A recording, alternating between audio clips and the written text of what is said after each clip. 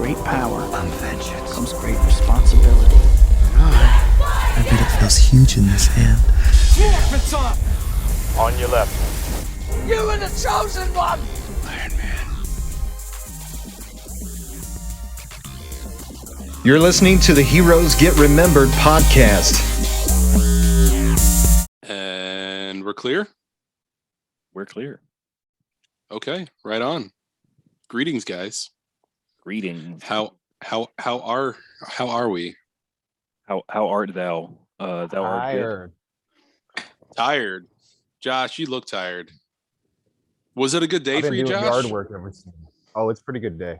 It was It's been a good day. day. I know you had Yard work. Yard work, that's it? Oh yeah, no, the other didn't. Yeah, the other didn't work out, unfortunately. Oh man, I'm sorry. Story of my life. But I did my watch the new life. Texas Chainsaw Massacre. Fuck yeah, you did. I watched it last night. Brandon is a loser. He didn't watch it at all. You guys are so responsible. He just watched the highlights. Yeah, he watched the highlights. I mean, that's the best part about the movie anyway. I was busy prepping for the topic we were going to go with. Yeah, we did change it last minute last night. I'm sorry. You're correct. But I mean, that movie is something we need to talk about because I thought it was fantastic. I think it's everything that we needed as Texas Chainsaw Massacre fans. I thought it gave us more pleasure in that movie than the previous ones tried to. I mean, there was Leatherface, there was a Texas Chainsaw 3D that came out, and nothing touched upon what this new Netflix series, I feel like what they did. Now, was this well received in the horror community? By critics, no, absolutely not. By fans, most yes. horror movies don't do well in the eyes of the critics. Yeah. Oh no, you're absolutely right. But No, they want you to watch Oscar-worthy films or something, you know? yeah, and that's the big reception that everybody's saying online. It's like, you know, if you're going into this movie thinking, wow, this could be an Oscar-winning film, then you have the wrong perception because, frankly, it's a slasher film, you know, a sequel to a 70s slasher film that was completely outrageous, had tons of remakes, tons of sequels, and you're expecting the most, expect the worst. What's the worst that could happen? You could be disappointed even more. I went in there with no expectations or low expectations, and I came out completely thrilled with the movie. Loved I loved every kill in that movie.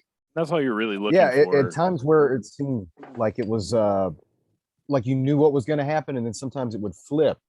You know, it's like we had Sally, the original final girl, come back, and she's a Texas Ranger now. She's all badass and whatnot.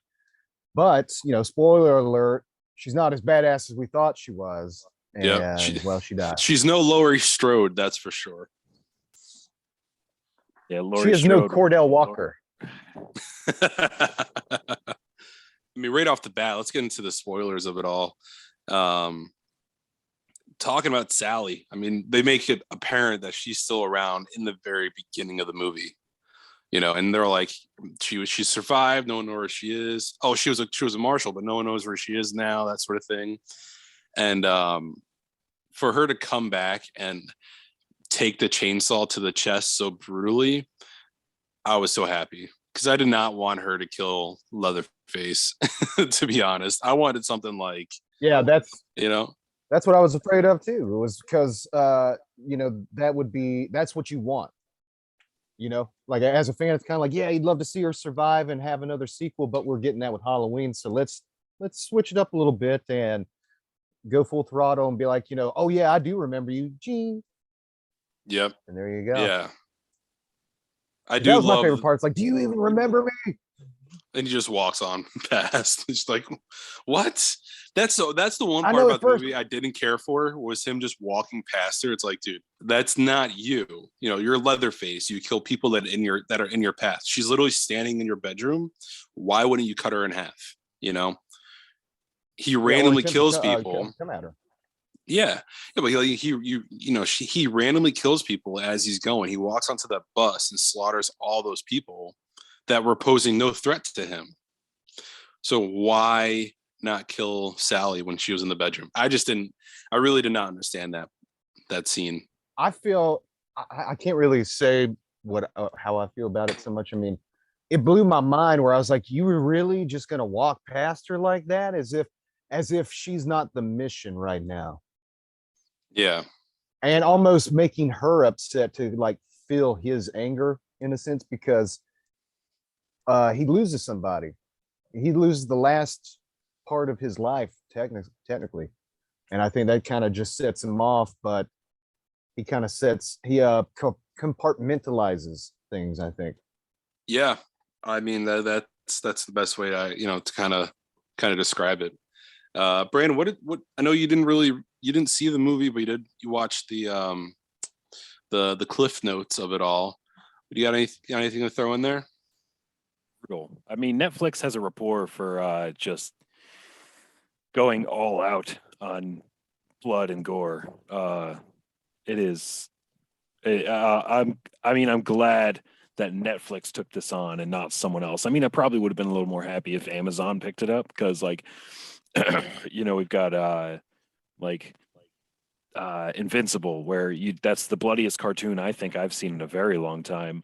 But I think Netflix, from what I was seeing, Netflix did a very good job on how they took it, and Netflix story driven, like their movies that they bring out, their Netflix originals, great.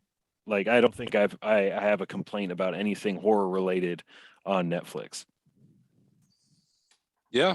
Yeah. I mean, that's definitely a great way to put it. It's always curious who could have done it better, who could have done something different. And I think that Netflix was the perfect place for it, honestly. I don't think it would have done well on Hulu. Frankly, because I know they currently have the other ones on there. I think they have Leatherface and they have 3D, and I know they're not doing well. I agree. I think Netflix, out of some of the major streaming platforms for movies, has a better rapport than, let's say, Hulu or Amazon. I feel like Netflix is it's an easier outlet. I feel like more people have Netflix than Hulu and HBO Max. I feel like Netflix was the perfect place to get the exposure that they needed for this movie, and also the people who would have watched the original movies would have Netflix. Yeah, I'm definitely not wrong there. So speaking of the originals, let's go down the line. Not who, but which out of the stockpile of Texas Chainsaw Massacre movies, which one is your favorite? I'll go first. I will have to say, I've watched all the Texas Chainsaw movies. I've kind of, I mean, you have to go when you're looking at the sequels from the original movie, 2, 3, and you're looking at outrageous film with a kind of texture palette that was notorious for that era of Hollywood horror movies. The extravagant red color blood and stuff like that. So I think there were great movies, but I think the one that really captured the original horror genre of it all and the slasher genre all and kind of brought a new element to everything was the 2003 remake with Jessica Biel. I think that one's fantastic. Nothing can touch that. They've been trying to. The Beginnings movie, which was the prequel to that movie that came out, was pretty good. I enjoyed that one because there was no survivors in that. But I think the Jessica Biel one was top notch. Yeah, that was I don't want to go in the same way with you. Of course, 2003, one of the best remakes ever, especially like one thing sticks out in my mind is the fingernails on the wall. Yeah. When he's being dragged downstairs. Yeah, that part really still irks me to this day, and it sticks with me, but I don't want to just let's all agree and all be on the same 2003 movie. So I'm gonna switch it up a little bit. I love Texas Chainsaw Massacre 2. Bill Moseley I think he's one of the godfathers of horror. I mean, he's made a living at a lot of B-movie horror films throughout his career, and especially with Rob Zombie too. Chop Top has got to be one of his best characters. But I'm going to go with Texas Chainsaw 3D. Why? because they flipped the script on me at the end. It's like you're pulling for Leatherface to kill the sheriff, you know? Sure. And that's what I was all about. I was like, fuck this guy. I have to give an honorable mention out there to Texas Chainsaw Massacre 3 because that was what, 95. Leatherface had a mullet, and who was in the movie but none other than Matthew McConaughey and Renee Zellweger. They were both a part of the Texas Chainsaw Massacre franchise. So I got to throw that out there. I think that's hilarious and awesome. But yeah, Brandon, what about you? So the first Texas Chainsaw Massacre that I've seen that I remember, because my mom being a huge horror fan, I'm sure I've watched all of them. But the first one I did see was the 2003 remake. But then I remember watching the beginning, the prequel to it all, and I love a good origin story. Maybe wasn't the best movie, but seeing where he came from and reading a lot of horror novels, that's sort of my favorite genre of horror. When you just like, you're going to this house and something fucks up's going there, and you kind of just get like lured into a situation that you probably wouldn't have been in the first place. So I like the origin story of it. Yeah, I definitely can't disagree with you, because I think the origin one brought a new element to it all, kind of just seeing, like they showed the birth of Leatherface inside of the slaughterhouse, kind of like the huge omen that it was, like he was born in blood. And then, just some of his first kills in that, and just how the town is just so run down and everything. And it is a ghost town in the sense that everybody knows everybody. It really it speaks to you as a filmmaker, which I am not, but I aspire to be at least. I think it was, some of the best filmmaking there was for that time, for sure, especially in horror films. Yeah. Well, speaking of, the kills always get more creative all the time, and that's, I think that's one thing that as we're living in the modern age, it's always like, how do we keep up in the ante but not make it over the top? And these kills were solid in this new one. Oh, absolutely. That last one, the scariest thing in the new film is that curly hair on that girl. Okay, that's the scariest part of this film to me. How does it stay so curly? I don't get it. How does it do it? Listen, I don't take precedent or prejudice on curly hair. I'm a curly head guy, so I totally understand. It's terrifying. Brandon should know too. Yeah, it looked like it's she was so supposed bad to be in a copper tone commercial. It's it's almost as bad as the Patrick Mahomes Troy Polamalu Head and Shoulders commercial. Yeah, right there with you. Exactly.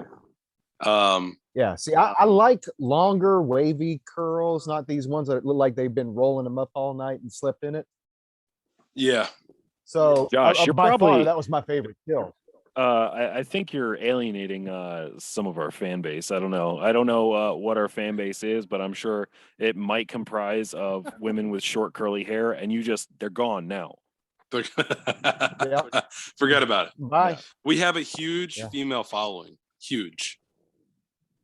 Yeah, it's my mother. Well, she doesn't have short curly hair. She'll be fine with it. She'll agree. She'll be like, you know what? It was all right for Leatherface to take just a little off the top. Oh my God. I love it. That was perfect. A little off the top. Man, when let's talk about Leatherface's kills in this movie, because there's some pretty great ones. And I mean, I know you want to skip right to the end when we're talking about the curly headed girl, but some of the best kills, I would say, came inside that bus when they all whipped out their phones and they're like, do one thing and you're canceled, bub.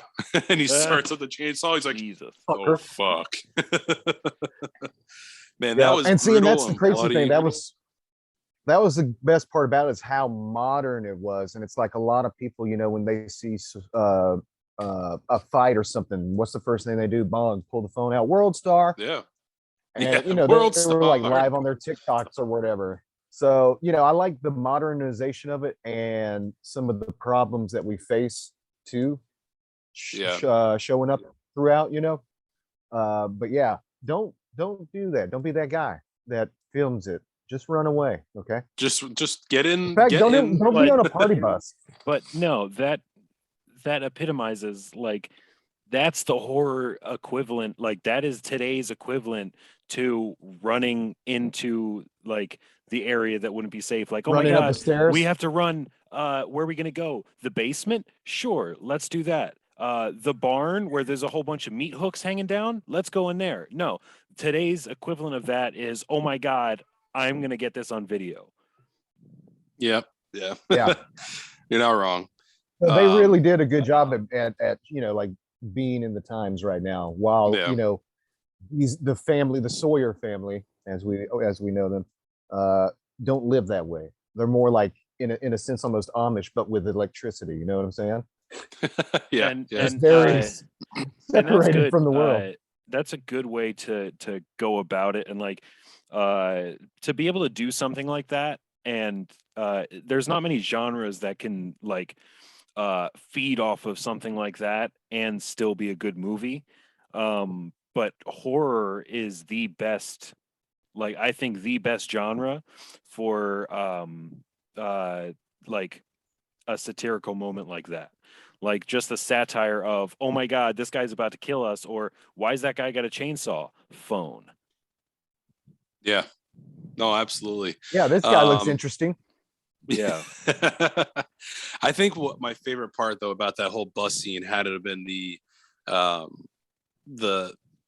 bank teller, or not the bank teller, just the lady who came from the bank to sell the town to the two influencers, and she's this close to freedom, this close, and Leatherface sees her and whips around his chainsaw and just slices her in half. And she's like totally falls out of the window. I'm like, oh yeah, she was so close. Oh, I thought that was hilarious. People dying, so funny. Hilarious. A lot of those kills, even the guy with that actually had the keys to the town, I guess, or whatever, that mechanic guy, Richter was his name. And when he goes in there, and that girl with the curly hair, of course, she's the one that helps slide that mirror over so he can see that he's behind the door. Yeah.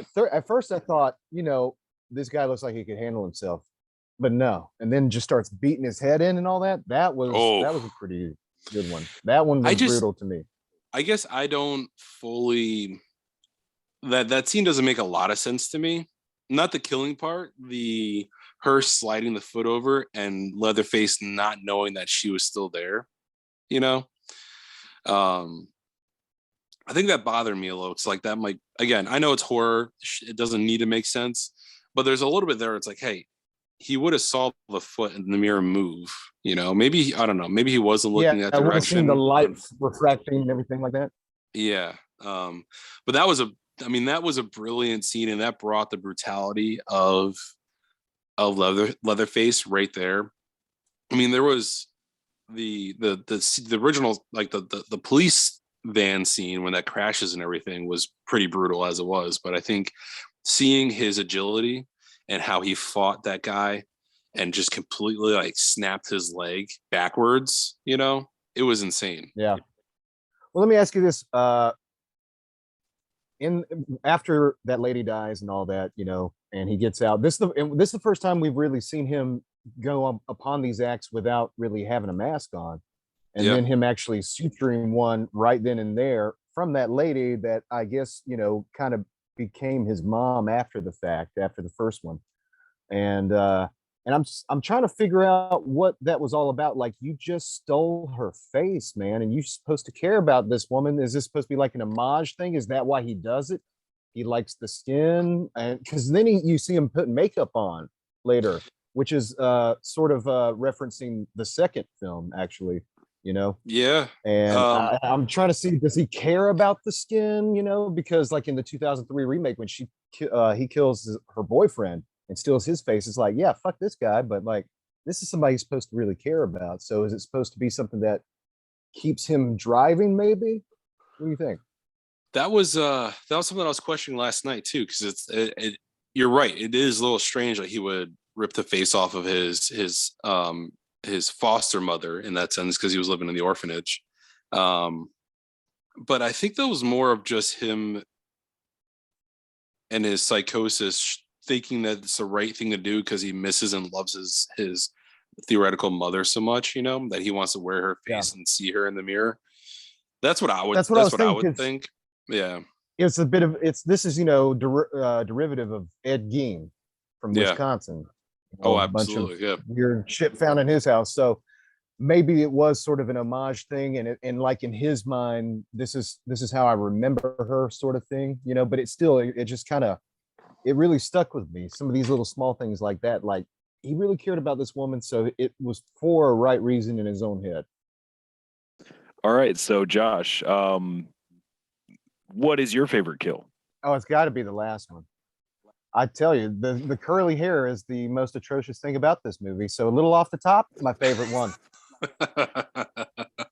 I like that, a little off the top. But it's so, when being pulled out like that, like I knew somebody was going to get pulled out, and I thought since it was an automatic driving car, possibly the driver, but I thought, you know what? No, this short curly hair has got to go. Pulls her right out, sits her up, and it's not even, no hesitation, nothing, just shoot, heads off. And let's talk about the risk control that Leatherface has there by not going all the way through the neck and into his own body, because that was just insane. Yeah. But I want to say too, like I knew as soon as she goes up with the chainsaw and just grazes his chin that he's not dead. He's going to fall in the water and then pop back up, and he's going to kill one of them. That's typical horror film fashion. The killer's not dead until you see the body's head chopped off or something. Yeah, it's like Friday the 13th. They get him, and then he falls in the water. Next thing you know, he pops up through the dock.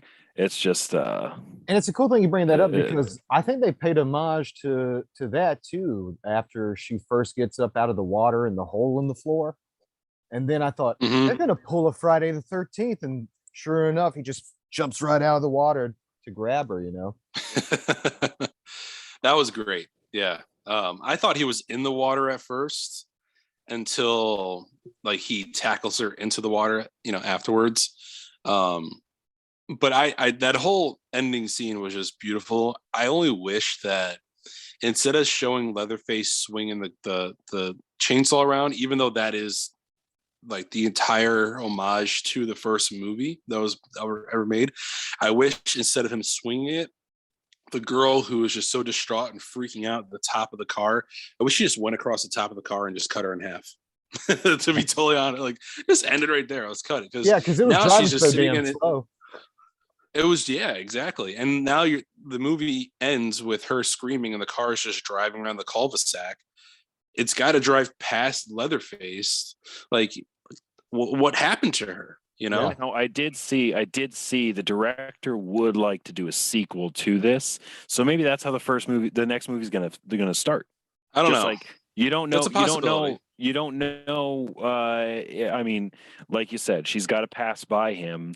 The car is driving itself around a cul-de-sac. The next movie's just probably gonna it's gonna be him just like, oh hey, scram, and then like it cuts there and then goes to the plot of the next movie.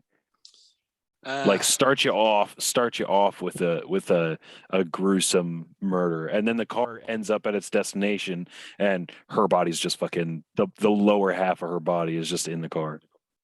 That'd be hilarious, except they drove 7 hours to get to where they were, so it wouldn't actually get to the destination. And the way this movie actually ends, because there's a post-credits scene with him walking up to the house. There's many different avenues they can go into for this. I just kind of wanted to see, that last kill with him cutting her head off was great, but just a little, give us a little something off the top of the car. I want that last one, damn it. Yeah, that's all I need. Yeah, well, see, and you know, this is more where it blood, gets more hard, blood. because you know it's like I don't necessarily want to see where Lila, I think that's the character's name. I don't really care where she winds up after this so much, because she's riding at a float speed, right, in a Yeah. parade. Yeah. So she should, or I mean, she's dead to me, really. So the only other way I could see something, he's not the kind that's going to seek somebody out. Somebody's got to come his way. But you don't want to just keep bringing in a whole new bunch of people to be like, yeah, and you guys are dead. You might be the final girl, but nah, I'm not. It's really hard for me to see how a sequel is going to be made out of this one, because it seems like he's right at home, literally. Yeah. Yeah, I agree. Yeah, I don't And know. we'd I go don't, back I don't to know the what else whole- they can do. It'd be like rounding up mice or something, like the townspeople. It's like we know the secret and everything, but we're not going to tell you. But while you're here and no one gives a shit about you, how about you take this like Dr. Satan route from from like Devil's Rejects and House of a Thousand Corpses, Yeah. shit like that. Like, just kind of point them in a general direction, so to speak. Yeah. No, you're not wrong about that. It's kind of like the Hills Have Eyes, where they paid out the gas station attendant to send people their way. Yeah.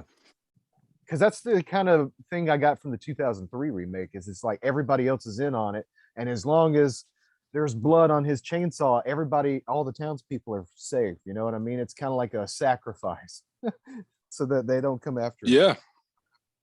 No, absolutely. So now that we're in another loop of remakes and reboots and what are they calling it? Sequel boots, I think is what they called it, or requels is what it's called. Yeah. What are you hoping to see next? I'll tell you, I'm hoping, and I think I have seen word around the Hollywood news feeds online that we could be getting a Freddy Nightmare on Elm Street or Friday the 13th TV series like they did for Scream. Did you guys watch Scream? I No, haven't seen the new but one is yet. it any good? Well, no, I'm not talking about the Scream movie. Like talking the about this- MTV Scream show. Loved it, man. Yeah, the TV series. Loved every second. That was a very clever way of giving us more Scream content without diving into what was it? Westboro? Was that right? Yeah. Westboro. Yeah, Westboro. Yeah. Yeah, no, I love the TV show Scream. No disrespect to Jackie Earle Haley. I grew up being a Bad News Bears fan. I love those movies. And so for him to take up the mantle and be Freddy Krueger, I didn't have a problem with that. He can play both kind of people. He was Rorschach in The Watchmen. So Yeah. definitely very diverse compared to, like, say, Freddy Krueger and whatnot. But I can see where it's like, the original guy, of course, we're not going to get him. I don't think. He's starting to get old. Robert Englund has given us every ounce of him. And what's done is done. So we have to accept that there's going to be somebody new taking this thing up. But I don't know if I'm ready for a Nightmare on Elm Street. I don't know. I don't know which one I would go with. Maybe not a reboot so much, but I'm looking for a Trick or Treat too. Dude, Trick or Treat was an amazing movie. Love Sam. I thought that was a cool character. That was fantastic. That was a movie I remember seeing on the shelves at Walmart and be like, what the hell is this? This can't be like that good. And I watched it. I was like, I take back everything I said. That was a fantastic movie. Sam is so perfect. Brian Cox is my favorite character in that film. The old crotchety man. So we recently, I'm pretty sure they redid Candyman. Yep. And they just recently redid Child's Play. That was sad. I'll tell you what though, the Child's Play or the Chucky TV series that's on Peacock, fantastic. Had no idea that was watching thing. that. Mm-hmm. Yeah, and it's with the original voice of Chucky too, and it's picks up in the. So this is where I was talking about too. There's requels, reboot sequels. this TV series is a reboot sequel that doesn't get rid of the original movies and the sequels that follow that.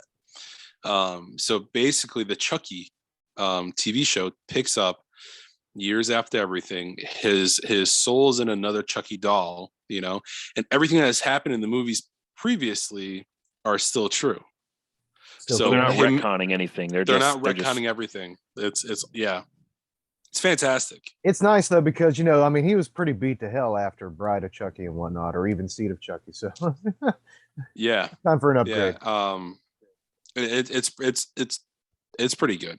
Paige and I really enjoy it, and I know season 2 is out. We have to still watch that, but season 1 was pretty fantastic. I don't know. I wouldn't really. I don't know. Maybe some Stephen King. Like I know It was very popular. The reboots, those were very popular. They got mixed reviews. I mean, the first one was great. The second one, apparently, people weren't fans of. I'll tell you, no matter what, I'm gonna be scared of it. I was terrified of Tim Curry. Then Skarsgård put it through the roof. I think he was fantastic. Pennywise, I'm still terrified. Such great movies. But maybe like the first Stephen King book I ever read was Christine, and the movie that was around I believe it was 1980s, something like that. Movie wasn't that great, and the book of Christine has so many different stories within it. I think that would be a pretty cool series they could do. Honestly, another one that would come out, or at least what I'm thinking of is it's not necessarily horror, but in a sense it is. But I would love to see another sequel to Constantine, and I know Keanu Reeves is on board for it. I've loved Constantine, and it could be so much scarier this time around. The CW brought in their Constantine. It got canceled. They recently tried that, so I'm not sure if they want to go back down the route of Constantine. But Keanu Reeves' Constantine was a different animal. They tried to be very scary with it, while also keeping true to the time period, to the that era of movies, the action that was so popular in that era. Yeah, make it a HBO Max drop exclusive, and you can do all the horror you want in that. And I totally agree. Bring back Keanu, give him one more shot in Constantine, because that's all he wants to do is do that again. But hey, I got to cut it off here because we're almost out of time. So Josh, do your thing. All right. Well, you know where to find us. Easiest way, go to our Instagram, Heroes Podcast Official. We have a link tree there. It shows you all of our videos on our YouTube page, our TikTok channel, everything you need to find us at. So make sure you follow us. There it is. And we got some more exciting content coming to you guys. Our giveaway is still going on. You can get a whole bunch of Batman merch and Batman tickets. To enter into that, just go check out the video on TikTok if you are a fan and want to embark down that rabbit hole. Batman. Joshua, Brandon, this has been fun. Another night of adventures for sure. Just a little off the top, guys. There it is. As always, thank you guys for having me. And I'll see you guys next time.